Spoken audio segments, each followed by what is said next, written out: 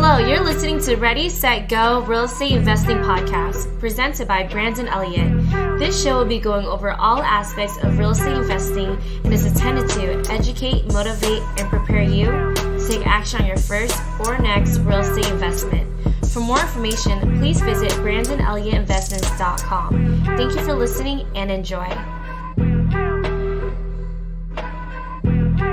Welcome back, everyone, to Ready, Set, Go Real Estate Investing Podcast. I'm your host, Mr. Brandon Elliott. I'm excited today. I really am. This is one of those episodes that you guys are definitely going to want to get your pen and paper out for. There's going to be tons of content, tons of amazing notes you're going to want to take. I met this gentleman years ago at an event, just a networking mastermind event, and was just blown away from his story. The underdog experience to where he's at today. Like I was just mentioning, it's like where most people want to be, where they want to end up, right? He's busted his ass. Coming from Mexico, being an immigrant in America, coming over here and working his tail off in the Bay Area, found himself in the Bay Area working as a laborer. And then years later, that was 2004, years later, jumping in as an actual contractor, working his way up, getting a team together. In 2019, actually became an investor, went full-time in this, committed to it. He was tired of seeing, doing the work and seeing all these other investors capitalize on it the years before, and went all in, learned how to do the nitty-gritty. And at 33 years old today, literally having over 35 deals, making a killing in the Bay Area, and having 5 full-time employees, a ton of subs. He has his own contracting business, so he's doing that on the side, but obviously flipping a bunch of properties in the mix and doing so much more. I'm really excited to see where Conrado is going, because it's just the beginning, man. It is just the beginning. So without further ado, Conrado, what is happening, my friend? How are we doing today? Pretty good. Excited to be here and share, a little bit of my story and, what I have done so far. Yeah, man. Dude, I appreciate you jumping on. I know you're busy. I know you got a lot of things going on. You've been rocking and rolling with the momentum for years now. Anybody out there that doesn't know your story, who you are, where you're from, do you mind just giving that 30,000 foot view of what you're up to? Yes. So, like you were mentioning, I remember, I got it, I'm original from Mexico. I got immigrated here in 2004. Just found myself in the Bay Area. I started, it was funny because first, I didn't like construction at all. It was just, I was in the restaurant. Yeah. And I wanted to become a chef. That was my... That's what I want to do. Yeah. Like I wanted to do, right? Somehow I got into construction. I didn't like it at the beginning, but that's kind of where we make more money than working in a restaurant. And somehow I felt like a passion for it because I was just like speedy, learning, the much as I can pretty fast. So I became a carpenter. And then I worked my way up to a general contractor. And then when I got my license, started doing projects for other investors like ground up and full remodel and all kind of stuff. And I used to just look at them like, how much they bought the house, how much they spend. And, like in the Bay Area, right? You buy a house for $1 million, you put $1 million to it, that's 2, and then you sell it for $5 million. I'm like, wow, that's a lot of money. Easy numbers, right? That's a lot of money. There's a lot of that goes into it, but that's a lot of money. So I was like, man, I wish, I was thinking that time, like, I wish I had, the money so I can do that. But, everything comes over time. And somehow, I just started saving. Like, I didn't party. I delayed all my gratitudes and all that. Like, I was just buying only, under my needs and all that. I'm not partying, not drinking, not wasting money on expensive clothes and cars, anything like that. It was just stacking and, racking. And then literally I had like $1 million in my pocket, like cash. Let's go. You saved up $1 million. Yes. I bought properties and then, sold them. And then, so I had $1 million in my pocket, cash. Like, I'm like, and now I was like, so I became a millionaire, right? So now now what do I do with this money? And then I started investing in real estate. I bought my first property, all cash. I didn't use any bank and all that. But then there's more to it because, not only having the money, but then, the experience and the contacts and all that. So I did my first one and it did pretty good. And then I went and bought a bigger house. And there were some challenges because one thing is doing the work for somebody else. Yeah. And completely different, like running a business for yourself. Like Yeah, when you're doing the work for somebody else, you get to see your challenges in that moment. You don't get to see all the challenges they're going through and all the other subcontractors, whatever, right? Financing, the end product, what that looks like, selling it. There's a lot of moving pieces. Yeah, it's a lot of people involved in this thing. Yeah. So anyway, yeah, so I got that one. And then somehow, I started looking videos on YouTube, Facebook. Like magically, they were just popping, everywhere, like, like the gurus, trying to teach and all that. So I'm like, okay. And I remember, I bought my first ticket. It was a virtual event. It was like $90. And that was good. That was the best investment that I have made. Sure. It was like 3 or 4 days. And all these big guys like Cody Sperber, Cole Hatter, Carlos Reyes, and all these big guys. Yep. Doing, giving all that good information. So yeah, I was there like 4 days. I remember that weekend. And I remember at the end of the day, that was on Sunday when that thing was ending, they were like just asking because, then you can buy memberships or a mentorship and coaching and all that. And there was like, because there was a lot of people, online, and they were, so it's asking like, what are you guys going to do next? Because, Monday is tomorrow and then everybody's going to go back to their reality. And something clicked in my mind. I like, I don't want to go back and do contracting again. Like, I know that part already. Like, I can go back and do that at any time. Yeah. Like, I want to do this investing thing in full time. So I pulled the trigger. I got the mentorship, the coaching, all that. And that's, it took me like 6 months because like I quit my contracting business. I kind of shut down everything because I wanted to concentrate because I was like, that's what I want to do. And, I don't want to be distracted. Yes, it's so good. That's good to acknowledge it, right? Yeah. So I went all in.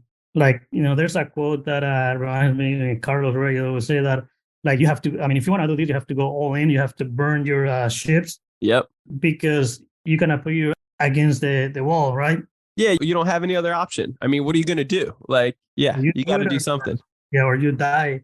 And I remember just, I was, to be in my house like 6 months, just studying every day. Yeah. Like people see me every day now going to the gym. I was, that's what I was doing, just studying in my house, didn't do anything else. And then I felt like after the 6 months, I'm like, hey, I'm ready. I'm ready for the fight. Yeah. And I went all in. Like we started buying 1, 2, 3, 4, 5, 6. Like we were closing a lot of properties. And, we did a lot last year, the year before. How many deals did you have in the pipeline at like your highest point? Because the market has changed a lot, right? So now you're doing about 3 at a time right now? Well, right now we're between 3 and 4 at a time. 3 and 4. Okay. What were you up to when the market was like really pumping? We were doing like 10 at a time, but 10. They were like, we were just going like pretty fast, like 3 months whole. Like we buy the thing, like we start the next day, 3 months, that thing is back on the market.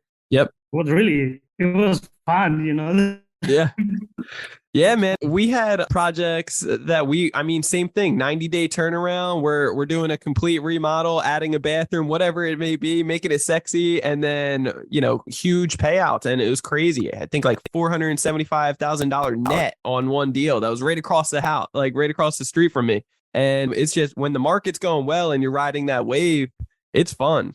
It's different once it starts switching up, right? So, it goes the opposite way. Yeah, the wave disappears and then it's just, how many people actually have their shorts down, right? Yeah. So you want to be careful. Luckily, we were talking before this, you didn't get caught with your pants down, and that's a good thing. Yeah, it's a good thing. And it all comes down because of the kind of the mind shift, because I started investing, and coaches. Yeah. So I think that was pretty good because like they were telling us, hey guys, be ready because the market is going to change within 6 to 9 months, maybe more, but just be ready. Be careful with what you're buying. Sure. So, I stopped buying and then I was just selling off with all my inventory. Yep. And I made it. Yeah. Yeah. Thank God. Right. That's so good. Seeing some close friends and other guys that I know here in the Bear, like they're losing a lot of money right now. Yep. They bought so high. They got a lot of projects, they're not finished. And they're worth a lot less than when they bought it. So that is scary. I have lost some stuff too. Like I lost one project during COVID. Hey, that's part of it. Yep. It's not a win-win all the time. Yeah, especially, I mean, when you're doing the volume, you just got to realize that too. Like when you're doing this as a full-time business, you're making a big impact in all your employees and in the market, you're helping out all these people. Like you're doing a lot of volume. They're not all going to be home runs. They're not all going to be, grand slams. You're going to have one or two here and there. And that's what makes a true investor. Yeah, I no, love that. yeah, I don't know if you remember, like, we were talking, when we met like 3 years ago. That's kind of when I lost one of my projects. I lost like 400,000 on it. Yeah, But I let it go. I just, suck it up and let's go and move on to it. I mean, that's it's good. money, but it's because of the mind shift, right? Because Yep. before, like, yeah, money, it means a lot too, but at the end of the day, it's just money. If we're alive, then we can make that money back. And I did made it. Like I made a lot of money last year and the year before. So, Yeah. Bro, and I'm so thankful that you're bringing that up because that was a big pivotal change for me too. I remember my first time I lost $160,000 and I was like, my heart was like broken. I was terrified. I was like, oh my God, what happened? And eventually I had to realize that, and I think a lot of people listening to this can really relate or start to identify within themselves. Do you put money on a pedestal? Do you put people on a pedestal? Some people do. And I think we got to all get to a position where you utilize money as like real life monopoly. Like real life monopoly, money comes, it goes. And when you are, you have respect for money, but at the same time, it's important to never put it on some, huge value. There's people committing suicide over that amount of money or, more or less. And that's horrible. Because at the end of the day, money will come and go. So it was a big learning curve, but at the same time, you're not going to make that mistake again, right? And same thing with me with that 160K loss. I was like, God's positioning me for the $1 million deals that, one day I'll lose $1 million on a deal that will position me for the 10 or $50 million deals, And it's just one of those things that it's part of the game. yeah, and I mean that is so true. So, when I lost that money, I was broke. Yeah. I was crying like a baby, Yeah. they saw me crying, my wife. It was painful, man. But I think, I had to go through that because, like you say, that's kind of what set me up to make more money. Because Yes. otherwise, I was just kind of, I was thinking small. Don't like, no, you know what? I have to make that money somehow. Yeah. And I then, got to look at bigger deals, right? Yeah, bigger deal because I was doing like 50, 80, 100. And then I'm like, you know what? I'm going to do 300 deals. Because then my mind shifted like, hey, if I want to make $1 million a year, all I have to do is like do 3 deals that makes 300 a piece. Yep. Or 2 that makes $500,000 a piece. Yep. Yeah. I mean, it's that simple. Because, just, you put a number and then you work backwards, like what you have to do. Like I bought a deal last year. I bought it for $750 and, we put 150 on it and then we sold it for 1.4. I mean, yeah, that's no brainer. Yeah, that's a no brainer. Yeah, man. I think it's just so crucial to realize that money's going to come and go. Don't put it on the pedestal. And, in the moment, it sucks. Of course it sucks. But afterwards, when you learn from it and, you realize, hey, I got to make this up. It's a do or die situation. Are you either going to, curl up in a ball and, stay in that space for a long time? Or are you going to crawl out of it and, start getting more sophisticated with your steps, right? Like, what is the next step going to be? Instead of doing a bunch of these 10 deals a year that are the small 80 to 100K, why don't you look at 3 to 4 of these per year that are doing the 300 to 500,000 profits, right? And doing that, then you can start stacking up and it just starts making sense. So I love it. Talk to me, bro. When it comes down to saving up your first million, I feel like there's a lot of people are just scratching their head like, how the hell did you do it? And how can they save up their first million? How old were you when you saved up your first million? I was 25, so I became millionaire at age 25, like by working hard. Yeah, by working your ass off. So you were doing a lot of construction, right? Yes. Okay. Yeah, so basically working on deals that you were being able to get just high income paying jobs, right? And then just working your ass off, not spending, being, smart with your money, saving it, stacking it up. Yes. And now that you asked, right, like I can kind of like say like, this is what I did, right? I remember, like I was saying in the beginning, I didn't buy any expensive clothes like cars. I was just buying whatever I need. I remember, buying one time bought a small pickup truck that cost me, I think it was 1,000 because, I needed it for my construction work. And I made a lot of money with that truck. And then somebody hit me on the back and they paid me like 1,800 for it. Yeah. So I make that money back. Plus some. Plus some. Yeah. And then I used it for like 2 years and then I sold that truck and make more money. But anyway, so yeah, what I was doing, I was just working every day, saving, money. Like my wife used to cook for me, like she still do it till today. But I was, bringing my own lunch every day, like not spending maybe coffee, but even I was always carrying my coffee yard, my lunch. Yep. Maybe we go out and eat, something on the weekends, but for the most part, we would just be at home, like none of that spending, like we were just saving. Now it's a lot easier, we can go out and do more. We don't have to worry about money. Yep. There's a lot of stuff. I remember, one time I took my kids, my family to Disneyland and we were very tight. Like, we just barely, got the money for the tickets and then the hotel. And I remember sitting on IHOP, having breakfast, like, and, this is not what I want. This is not what I deserve. I know there's something more. Yeah. And just sitting there, like someday, I'll be back here but it's going to be different. Yeah. I love that.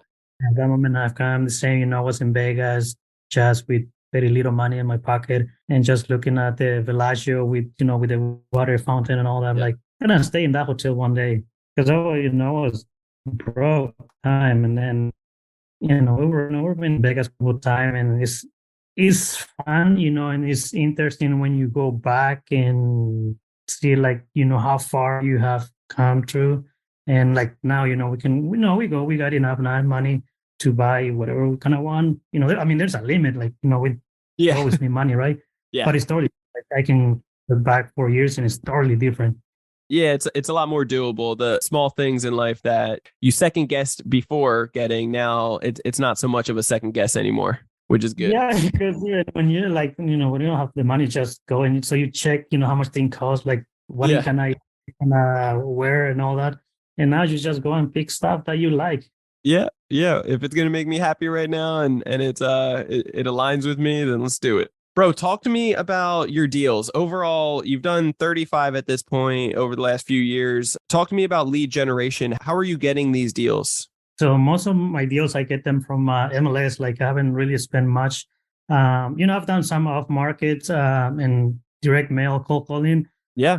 Only got one off market and then I got some from wholesalers, but my main source is MLS. Wow. And okay. it's just, so you have a lot of agents that work and kind of send you deals basically? Yes. And, we have to go through a lot of deals. And the thing like, we just look at, what's been sitting on the market, they drop the price. And then sometimes we have to go a little bit higher with contingency and then try to renegotiate afterwards. Yep. But like last year, things were crazy. We were just going below what they were asking, but we were going like non-contingency. And because I'm a contractor, I've been in construction for 14 years. So I kind of know just by looking at it. And there's some houses that we got that were, had some foundation issues. And the things like, in the Bay Area, super competitive market. But there are guys that only focus like a quick fix and play like very cosmetic. Sure. So there's a lot of people going to be there. Then when it becomes to a foundation, a structural issue, there's a lot of people get scared of that. So a lot of people.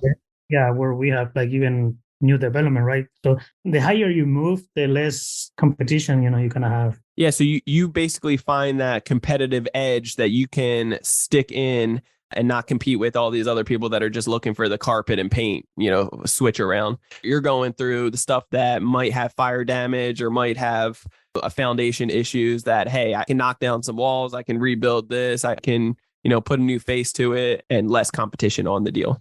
Yes. And also the other thing is like you have to, in this game, you have to be creative. Like, I remember last year, we pick up these houses like 2 bedroom, 1 bath, and we will convert them in 3-2. Yep. Within the 2-3 months period. And that's like some people, they don't see, what is going to be worth after the repair because they only see the 2-1. And so they're just going to clean it up and put it back in the market as a 2-1. Yeah. Versus I'm looking at it as a 3-2. Yep. And some I had to convert the garage. In the garage I made like a master suite. Yep. And then I have two other ones that one of the garage I converted that into an ADU. And then the other one, the basement, we converted, it was an unfinished basement. So we did an ADU. So it's just like, you have to be creative. Yep. No, I think that's the name of the game, getting very creative to see what other people can't see. And then you can turn it into what the end buyer is really looking for, so it's a lot of mind games of guessing, what does that avatar truly want and what can we turn this, hot mess into right now? Yes. And that's one. And also, when it comes to detail and kind of the design, that makes a difference too. Yeah. It's like, even if you look at all my properties, I'm not the only one, but I know there's other guys that do better work than I do. But all my properties that I sold, they were the nicest house in the block. Yes. Like everybody wants to buy those houses, right? Like, yes, they were selling like way, way over asking and way, way over the appraised. Sure. And that's why I love doing the BRRRR strategy, because when you can find the worst property in the neighborhood and then simply make it the best one in the neighborhood, afterwards you're renting it out. Everybody wants to rent it, right? Like everybody wants to rent that spot. Or in your case, like if you're flipping it, buy that because it's the nicest one in the neighborhood now. So it's a no-brainer. So yeah, I love that approach. Just put time and energy into it to bring out quality. Did you ever is that all self-design, or do you hire on professionals that specialize in getting creative, or a woman's touch maybe? So for the most part, it was my own design, because, I used to do a lot of projects in San Francisco, mostly like the 3, 4, 5 million. So kind of I got a little bit out of it. Yeah, you've seen what sells, what looks good, like what people want. Yes, but my last 4 big deals, I had to hire a design because it's a lot of work. I'm managing the projects. It's too much. Yeah, that's good. It's important to identify your strengths and what could be outsourced for first that may not be your strengths, especially as you're growing and scaling, building out your team. I mean, at this point, you have 5 full-time employees, right? You have a ton of subs that you're utilizing on rotation. Is there any team building strategies or recommendations to be able to keep everybody happy and satisfied to help build that culture and keep growing that you would recommend? Yeah. So now that you mentioned the employees, so now I'm only down to 5 full-time employees, but last year I had like 20 guys. You did? Wow. Yes, I had a big team, but it's a lot of work. And I was doing a lot of the work myself too. Yeah. And then, I keep reading books and then going to mentorship and coaching and all that. And now I'm to the point that I'm trying to delegate as much as I can. Yep. I can do what I want at any time. Yeah. With whoever you want, wherever you want, anytime. Yeah. Yep. And now, I have time, to be here. Yep. And then later on, I can go to the gym again if I want to. Yep. I'll be going and picking up my kids. I get to drop by my kids every morning. Yes. So, but because I'm delegating. Yep. It's because of the mind shift, right? Like, it's hard. The mind is really hard because, like, in my mind, it's like nobody can do better than I, right? Yeah. I'm the only one that can do it. But no, you have to delegate. And then I read, a couple of books, like Traction is one of them. Sure. I love that book. It's changed our business. Yes, and then the other one is the Buy Your Time Back. That one is a really good book too. Yeah. And that's where I'm at right now. So I'm trying to delegate. That's why I have a lot of stuff. Like I do all the concrete framing, siding, and all that. But I'm just delegating all that so that I can keep less employees, less headache, and less responsibility and all that. Yeah. And I think it's so funny that we all tell ourselves these BS lies, like myself included, saying nobody can do this better than me. When if you're really brutally honest with yourself, there's probably a lot of people that can do it way better than us, right? Yeah, 100%, bro. Yeah. And then as you hire on those people, you're like, wow, you can do it better, faster, more creatively. You can bring us more money. I didn't even think about that, more creativeness.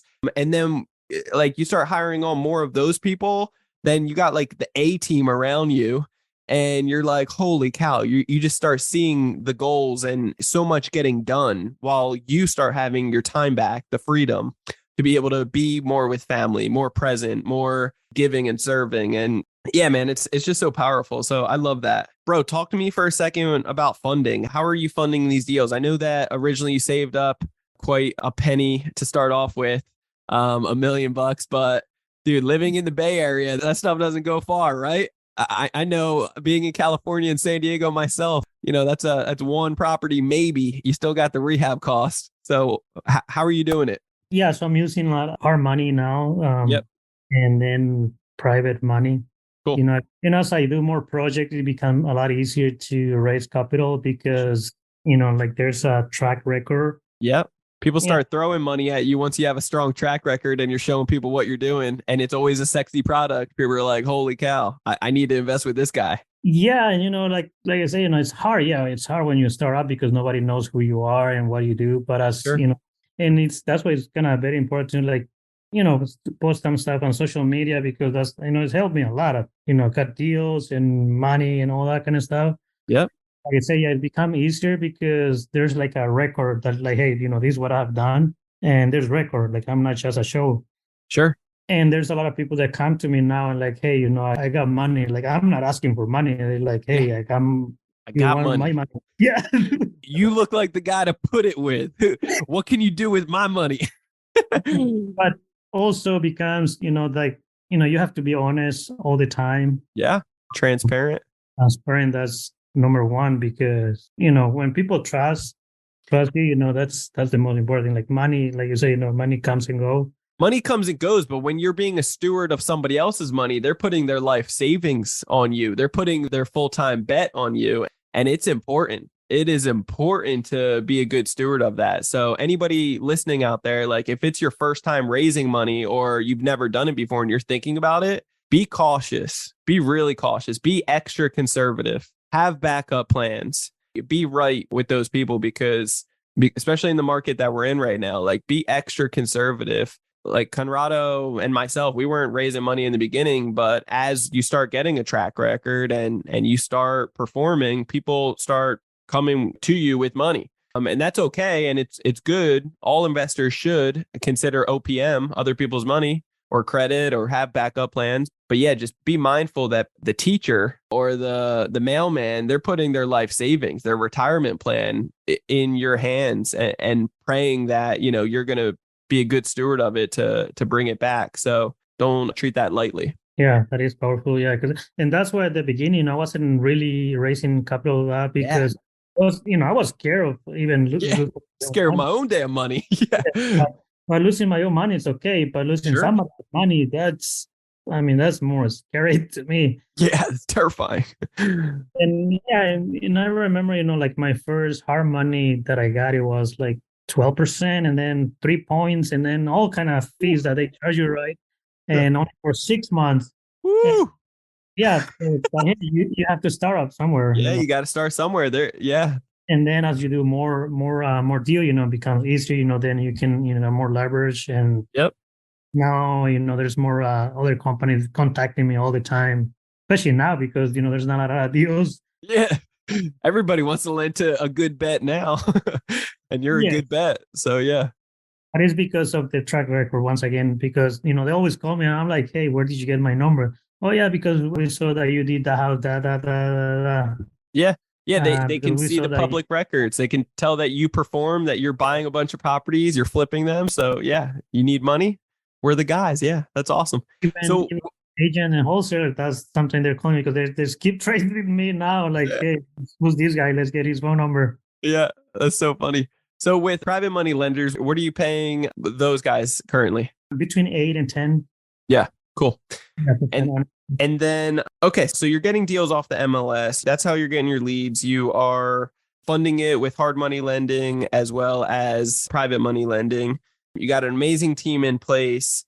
The mindset's on point, and that's something we're always constantly improving and making a little bit better. About the market that we're currently in right now, where do you think we're going, man? It's been a big shift the last 6 to coming up on 12 months, right? But where do you think, nobody's got that crystal ball, but where do you think interest rates are going? Where do you think the market's going? The supply is still very few, right? Yeah, so the supply is still very few, and there's more. There's the big shortage of housing.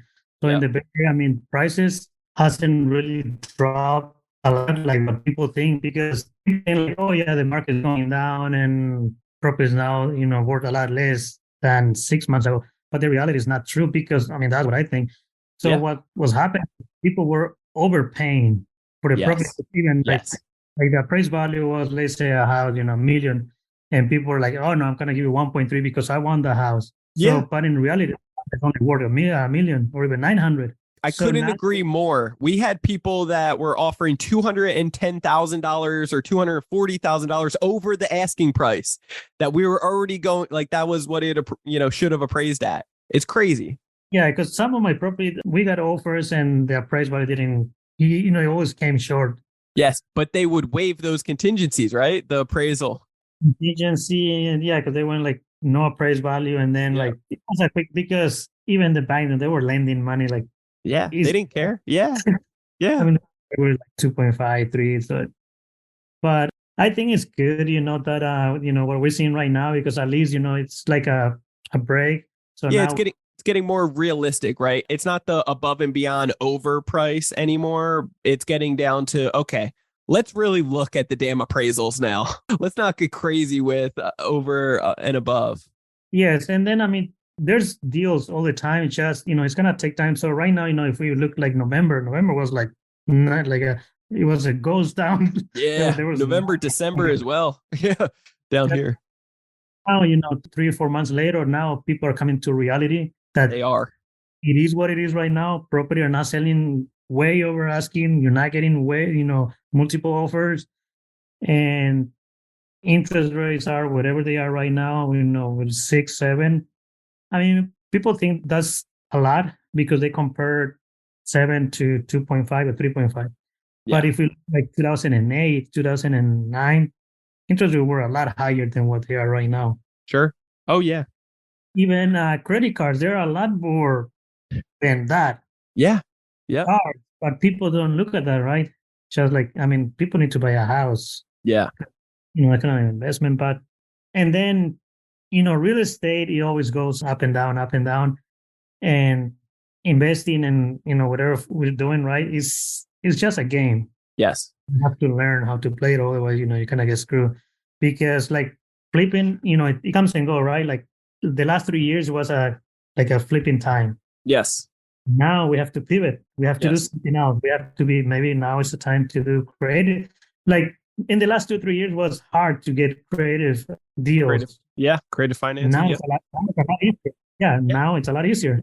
And Yeah. maybe now is the time to buy and hold. Like that's what I'm doing now, trying, right now I'm buying whole.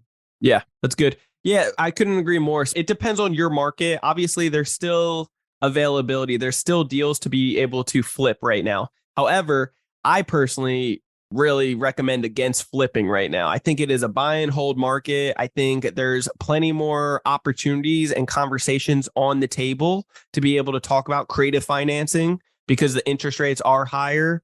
The sellers are still motivated because they have a problem. They have a situation. They need investors like us to be able to take down the territories to solve their problems.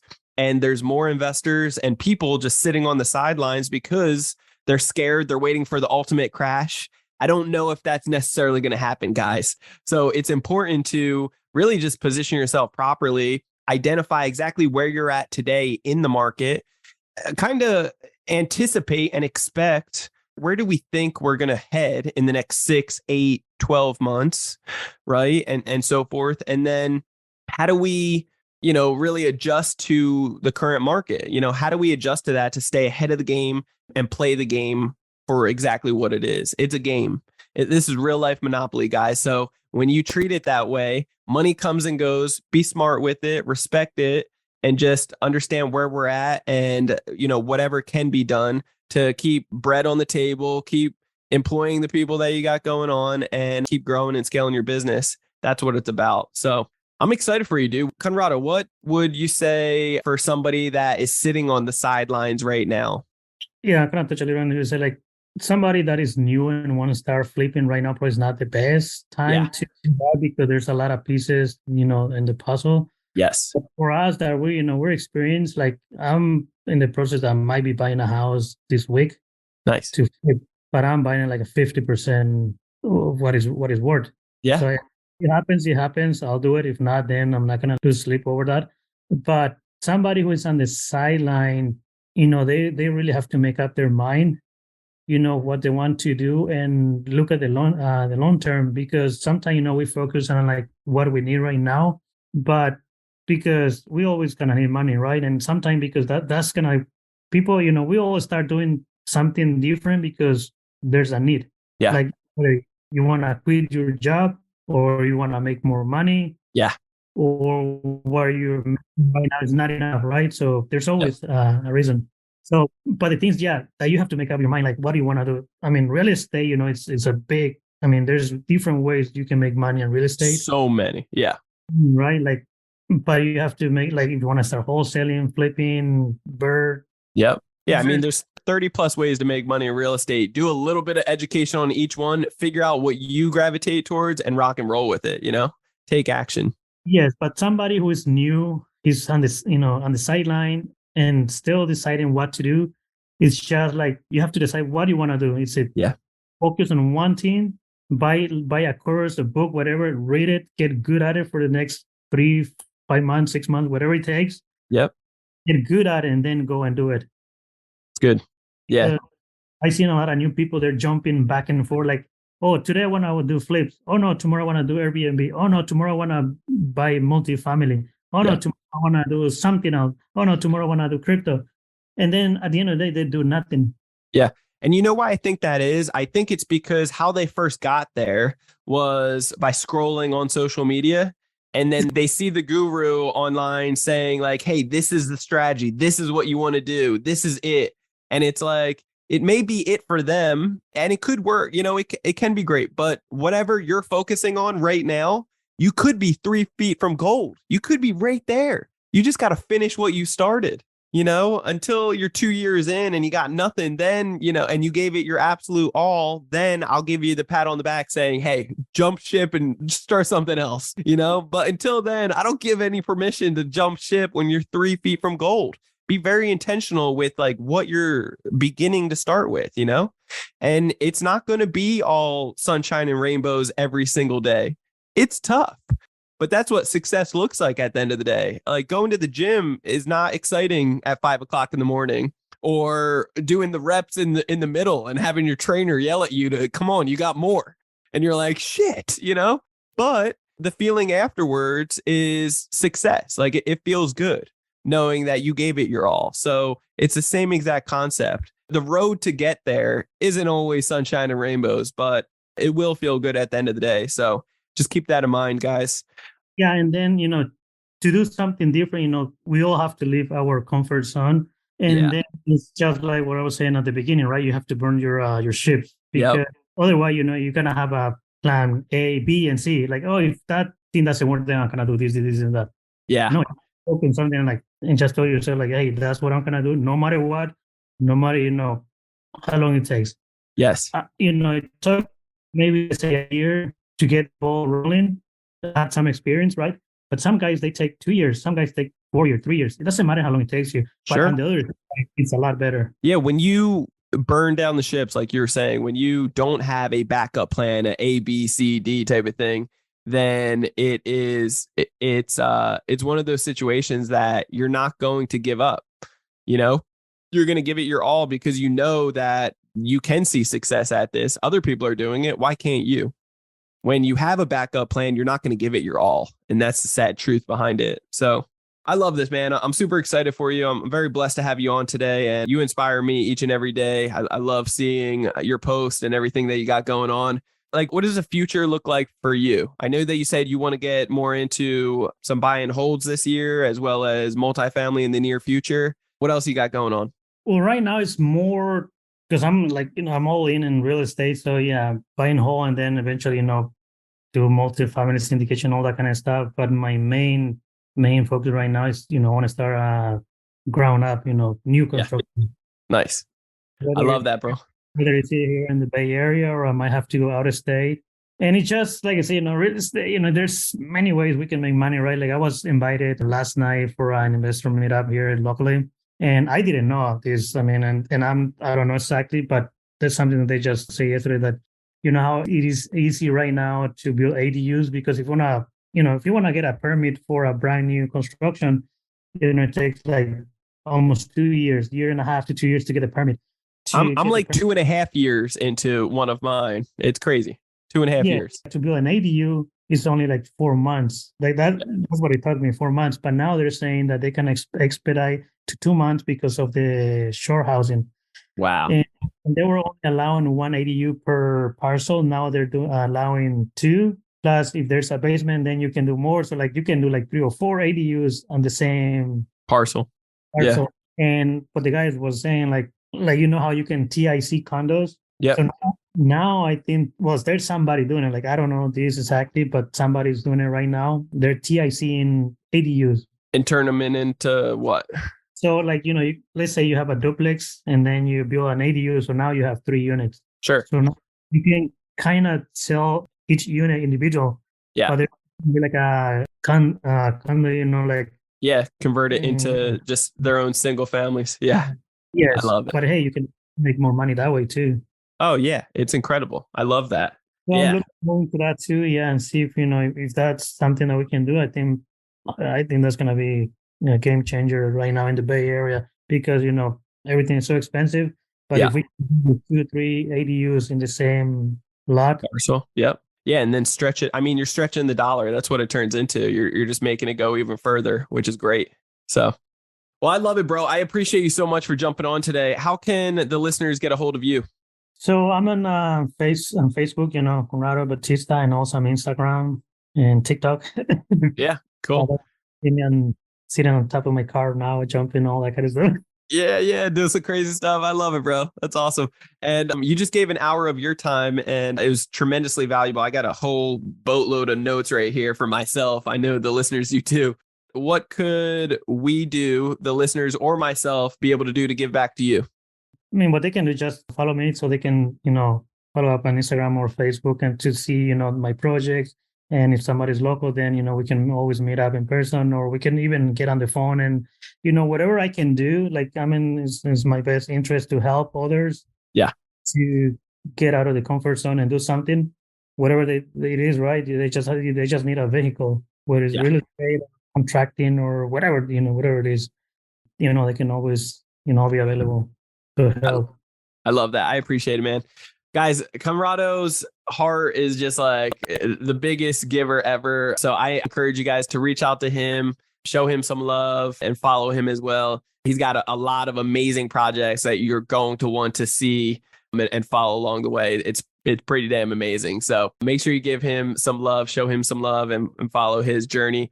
If you guys want to get a hold of me, you can always do so on Instagram. It is Brandon Elliott Investments. Otherwise, it's facebook.com/Brandon Elliott Investor. And then if you're looking to really get educated on credit, I'm talking flipping the script on the banks. You guys have realized that we give all the banks our money. They give us 0.00 nothing % back. I'm joking, but almost seriously here. They give us nothing back, and then they relend it out to us on loans, credit cards, business, mortgages, and auto loans, all these other things at high interest rates. Right? We are teaching, Credit Counsel Elite is teaching business owners how to be able to get up to $500,000 every 6 months. And oh yeah, it's at 0% interest. It's definitely going to be able to set you up for tremendous success. And then you can leverage it out, buy real estate, travel hack, business credit, get to the 800 club in less than 30 days, fixed credit, and so much more. If you're interested in learning more about that, watch our 10-minute video on creditcounselelite.com. That is creditcounselelite.com, www.creditcounselelite.com. And you'll be able to watch a quick video on there and sit down with a meeting with us afterwards. If you haven't already, hit that subscribe button for Ready, Set, Go Real Estate Investing Podcast. Leave that 5-star review. Greatly appreciate all the love and support. As always, you guys are amazing. Keep doing your thing. Keep rocking. And we'll see you on the next video on the next podcast next week. Till next time, guys. God bless. Conrado, appreciate you, bro. All right. Yeah. God bless. See you, man. This has been another episode of Ready, Set, Go Real Estate Investing Podcast, brought to you by Brandon Elliott. For more more information, please visit BrandonElliottInvestments.com. Also, please don't forget to like, share, and leave a comment below. Thanks again for joining. Until next time, God bless.